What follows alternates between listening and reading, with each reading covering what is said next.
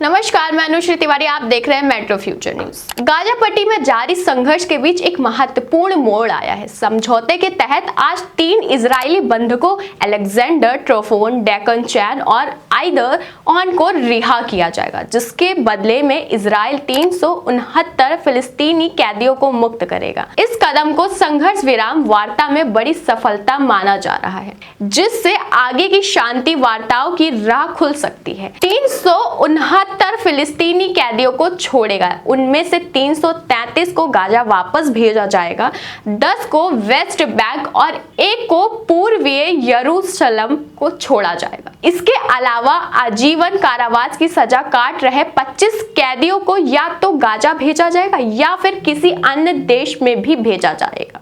अब आपके मन में एक सवाल उठ रहा होगा कि क्या दोनों देशों के बीच समझौता हो रहा है या क्या है। तो आपको बता दें कि ये तनाव वैसे का वैसा ही है, बल्कि ये रिहाई 19 जनवरी को लागू हुए युद्ध विराम समझौते के तहत कैदियों और बंधकों के आदान प्रदान के छठे दौरे का हिस्सा है। वहीं इस रिहाई को लेकर चेतावनी दी थी कि अगर शनिवार दोपहर तक बंधकों को रिहा नहीं किया गया तो युद्ध विराम रद्द किया जाएगा। इसके बाद इजराइल के प्रधानमंत्री बेंजामिन नेतन्याहू और रक्षा मंत्री इजराइल कैटिश ने भी कहा कि यदि कोई समझौता नहीं होता है तो इजराइल गाजा पर फिर से हमला शुरू कर सकता है। वहीं इससे पहले हमास ने गुरुवार को कहा कि वे समझौते को लागू करने के लिए प्रतिबद्ध है, जिसमें समय सीमा के अनुसार कैदियों की अदला बदली भी शामिल है। बता दें कि सोमवार को हमास ने ऐलान किया कि वे शनिवार को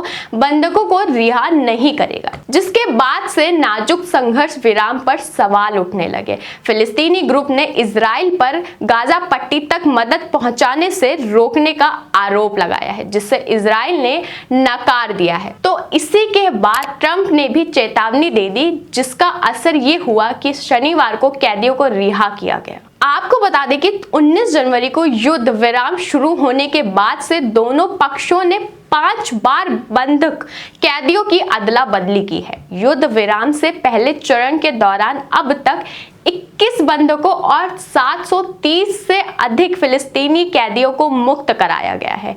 हमास ने 7 अक्टूबर 2023 को इजराइल पर हमला करके 251 बंधकों को पकड़ लिया और लगभग 1200 लोगों को मार डाला था, जिसके बाद युद्ध शुरू हो गया था। वहीं जारी युद्ध विराम समझौते के बीच हमास 3 इजरायली बंधकों को रिहा करने जा रहा है। इनमें से हॉर्न, डेकल, चैन और अलेक्जेंडर ट्रोफोनोव शामिल हैं, जिन्हें 7 अक्टूबर को गाजा में हुए हमले के दौरान किबुत्ज नीर ओज से अगवा किया गया था। उस समय करीब 400 निवासियों में से 80 को बंधक बना लिया गया था। बता दें कि हॉर्न और उसके भाई एटन हॉर्न को अगवा किया गया था। हालांकि एटन अभी भी कैद में है। डेकल चैन उस समय बाहर काम कर रहे थे जब हमलावर ने किबुत्ज पर हमला किया। उनकी पत्नी और 2 बेटियां सुरक्षित कमरे में छिप गई थी। साथ ही रिहा होने वाले प्रमुख फिलिस्तीनी कैदियों में अहमद बरघौती भी शामिल हैं, जो एक उग्रवादी नेता हैं। बता दें कि हॉर्न और उसके भाई एटन हॉर्न को अगवा किया गया था। हालांकि एटन अभी भी हमलेवर की कैद में है। डेकल चैन उस समय बाहर काम कर रहे थे जब हमलावर ने किबुत्ज पर हमला किया। उनकी पत्नी और 2 बेटियां सुरक्षित कमरे में छुप गई थी। साथ ही रिहा होने वाले प्रमुख फिलिस्तीनी कैदियों में अहमद बरघौती भी शामिल हैं, जो एक उग्रवादी नेता है और फिलिस्तीनी राजनीतिक व्यक्ति मारवान बरघौती के करीबी सहयोगी हैं। उन्हें 2002 में आत्मघाती हमलावरों को भेजने के आरोप में आजीवन कारावास की सजा दी गई थी।